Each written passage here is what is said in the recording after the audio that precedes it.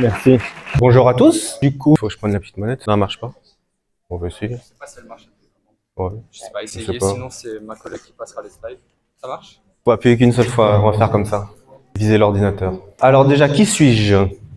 Alors moi, je viens pas du tout de la région. Je suis de Paris. J'ai été invité pour vous faire un speech justement sur le dev perso. Du coup, je m'appelle Cyril. J'ai quel âge? J'ai 35 ans, pardon. Et dans la vie de tous les jours, je suis infirmier en cancérologie. Ouais, ça fait un peu peur. Mais c'est un service, on va dire, très formateur qui apprend beaucoup de choses.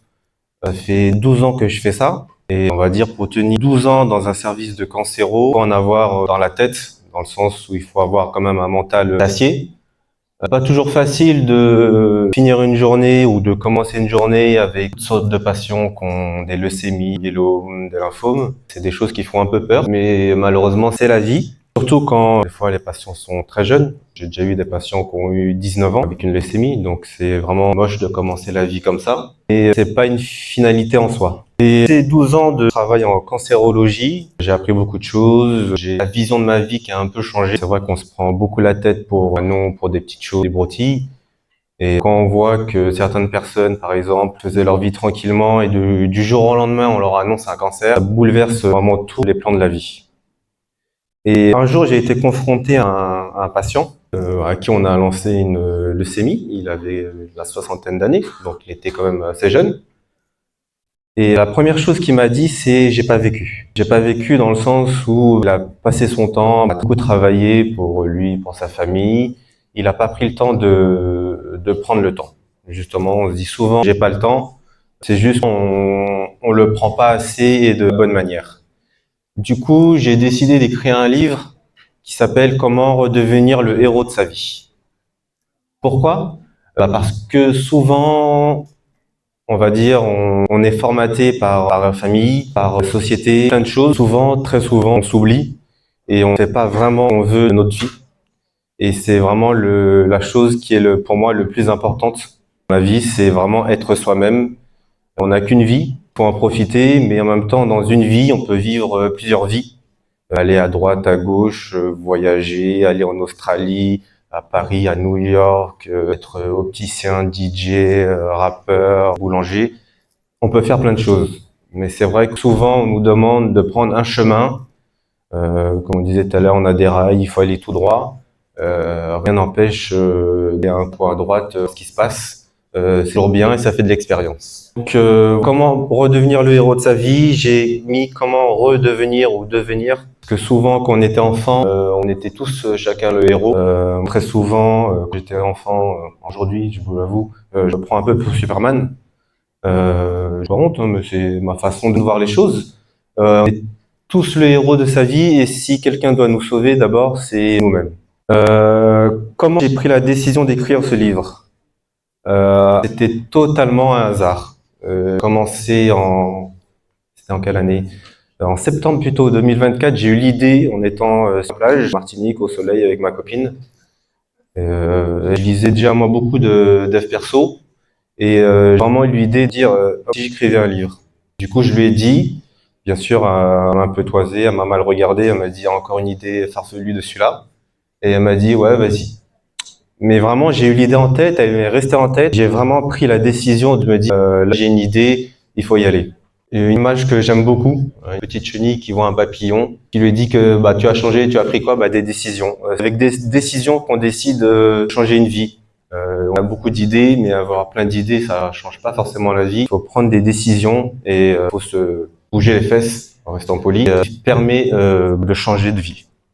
Qui déplace une montagne commence par emporter des petites pierres. C'est qui nous a dit ça. On prend des décisions, mais souvent on veut changer de vie, mais c'est vrai qu'il faut commencer doucement. Ça demain que moi j'ai écrit un livre il y a un peu moins d'un an. Je me doute bien que je vais pas dépasser en ligne en termes de vente de livres. Mais en commençant doucement, c'est comme ça que j'ai réussi à écrire mon livre. À savoir que quand j'étais au lycée, j'ai 4 de moyenne français. Et du coup, en se bougeant les fesses, comme je vous dis, on peut arriver à de grandes choses. Le temps. On dit souvent j'ai pas le temps, mais c'est qu'on prend pas le temps. Il faut dire quand je veux écrire, quand je veux réviser, c'est très chiant de réviser, je vous l'accorde. Faut prendre le temps de réviser. Ce temps, c'est rien. Et on nous a dit maîtriser son temps, c'est se maîtriser soi-même. Donc une fois qu'on sait son temps, on peut faire plein de choses. Souvent on entend j'ai pas le temps de faire du sport, j'ai pas le temps de bien manger, j'ai pas le temps de faire à manger, j'ai pas le temps de plein de choses. C'est de l'organisation. Moi je travaille en tant qu'infirmier en 12 heures. Donc ça veut dire que je commence à 7 heures du matin, je finis à 19 heures. Je fais de très longues journées et malgré ça, j'ai trouvé le temps de chaque soir d'écrire mon livre, de faire du sport. C'est très fatigant, je vous l'accorde, mais c'est un temps qu'il faut savoir prendre pour faire les bonnes choses. Ça, qu'est-ce que c'est un truc pas très joli à voir? Que quelqu'un sait ce que c'est? Non? C'est ce qu'on appelle un tableau de vie. En jaune, un peu les années, on va dire, où on est étudiant. L'année où on travaille. Bon, Monsieur Macron veut qu'on travaille un petit peu plus, donc il faudrait que je mette ça à jour. Bleu, on va dire, c'est les années où il nous reste le temps en bonne santé après avoir notre temps à travailler. Ça fait quand même très peu où on va dire on est tranquille. Et en gris, c'est les années, c'est un peu une moyenne où on est un petit peu vieux, pas forcément en bonne santé. Donc quand on fait une moyenne, on voit que ce qui reste en bleu, ça reste quand même très court faire tout ce qu'on veut faire. Donc, faut vraiment prendre le temps de se dire, on commence maintenant. J'ai 35 ans. Vous voyez où est l'âge vous avez et vous voyez un peu le temps entre guillemets qui vous reste. À savoir que les hommes ont vécu un peu moins longtemps que les femmes. On va savoir pourquoi. Et vraiment, la moyenne de vie en France entre 78 et 82. Savoir que ça peut vite drama un peu plus tôt. Hein, on dit souvent plus je ferai plus tard aussi ou ça. Et toujours pas tout, on fait pas toujours ce qu'on veut. Le temps est souvent de court. Un schéma que j'aime beaucoup, c'est un problème de votre vie. Alors soit vous n'avez pas de problème, mais pour vous la vie est faite de plein de problèmes. C'est rare de faire une vie sans problème, mais les problèmes sont là justement pour nous réveiller, pour nous donner un sens à notre vie. Avancer, on va avoir un problème, on va se dire bah merde c'est la fin, alors que juste ce problème on peut prendre et il nous aide à rebondir pour faire autre chose. Donc si vous n'avez pas de problème, aucun moyen de s'inquiéter. Si vous avez des problèmes, soit il n'y a pas de solution et on s'inquiète pas. Donc dans tous les cas, je vous dirais ne vous inquiétez pas et avancez. Justement, moi je me suis dit que pour écrire mon livre, j'ai un petit problème, justement c'est que je suis nul en français. De moyenne en français. Au collège, je faisais même des fautes avec à mon prénom, donc c'est un peu embêtant. La solution pour ça a été de trouver quelqu'un pour m'aider. J'ai trouvé une coach d'auteur qui m'a permis d'écrire mon livre et aujourd'hui qui m'a fait devenir auteur. Donc à chaque problème, sa solution. S'il n'y a pas de solution pour moi, c'est qu'il n'y a pas de problème. Le trio, il y a un trio que j'aime beaucoup pour dans la vie régler beaucoup de problèmes. C'est ce qu'on appelle la patience, la persévérance, il y a une faute, excusez-moi, et la résilience. Il faut être patient. Chose ne se fait pas du jour au lendemain. Il faut persévérer. C'est pas du jour au lendemain qu'on devient président, qu'on va travailler à L'Oréal ou autre. Et il faut avoir de la résilience. Ça veut dire, des fois, ça va être dur. Il faut prendre son mal en patience et avancer. Pour dire une chose, moi, comme je vous dis, j'ai 35 ans. J'aime beaucoup les mangas, les jeux vidéo. C'est un côté qu'on va dire qu'on trouve un peu enfantin. Mais de ce côté-là, trouver, on va dire, dans les mangas, des images, vision qui m'a permis aujourd'hui de retranscrire ça un peu dans la vie. Où je me dis si il a réussi et moi je peux réussir. Alors certes c'est des animés, c'est pas réel, mais l'idée derrière pour moi quelque chose de très réel.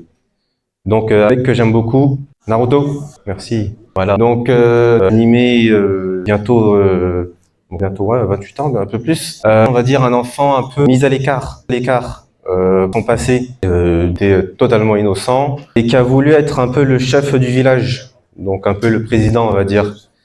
Et Naruto, lui, a fait preuve de ce trio de patience, de persévérance et de résilience qui a fait que il est devenu maintenant, enfin aujourd'hui, il est devenu dans le manga chef de son village.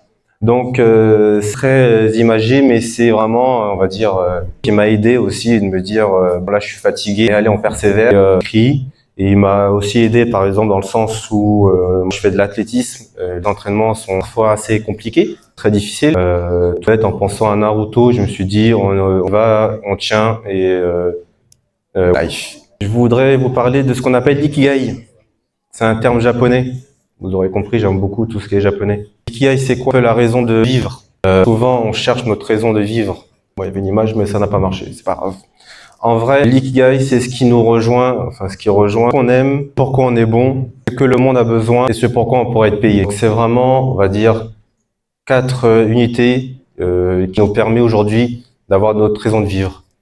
Quelque chose qu'on trouve forcément à l'adolescence. Souvent, on va se dire, on oublie après l'adolescence, faut savoir ce qu'on veut dans la vie. On peut très bien trouver notre ikigai à 10, enfin plutôt à 20, 30, comme à 60 ans. Donc, vous avez une idée en tête, vous pouvez complètement changer d'idée dans 20 ans. C'est tout à fait normal, vous n'êtes pas bizarre, c'est tout à fait normal. C'est l'expérience de la vie, on change tous. Au cours de la vie, c'est quelque chose qui s'actualise à chaque fois. Donc, ce que je vous disais, ce que vous aimez, ce que vous êtes bon, ce pourquoi vous pouvez être payé, ce dont le monde a besoin. On va dire que mon ikigai, ça va être d'aider les gens à être eux-mêmes, de profiter de leur vie, de vraiment, on va dire, eux-mêmes. Parce que souvent, on veut ressembler au copain, à la copine, au voisin, à la voisine, mais c'est pas forcément nous. On portait un masque, et au bout d'un moment, le masque tombe et ça peut être très embêtant. Donc, si j'ai une idée, chose à vous dire, soyez vous-même et voilà moi. L'IA, peut-être que la question va tomber, est-ce que l'IA prend pour moi? Utiliser l'IA pour cette image. Est-ce que j'utilise l'IA plus que ça? D'habitude, ça dépend. Mais pour mon livre, on va dire, c'est vraiment des idées qui sont sorties de ma tête pour vraiment, on va dire, les gens accomplir tout ce qu'ils ont dans leur vie. Donc mon livre, le revoici. Comment devenir le héros de sa vie. Il est en 12 chapitres. J'ai fait un livre pas très épais parce que lire des pavés, ça donne mal à la tête. Et 12 chapitres, j'aide à peu près les gens à, on va dire, à sortir de la routine métro, boulot, dodo et avancer pour être le plus heureux dans leur vie. Merci. Voilà.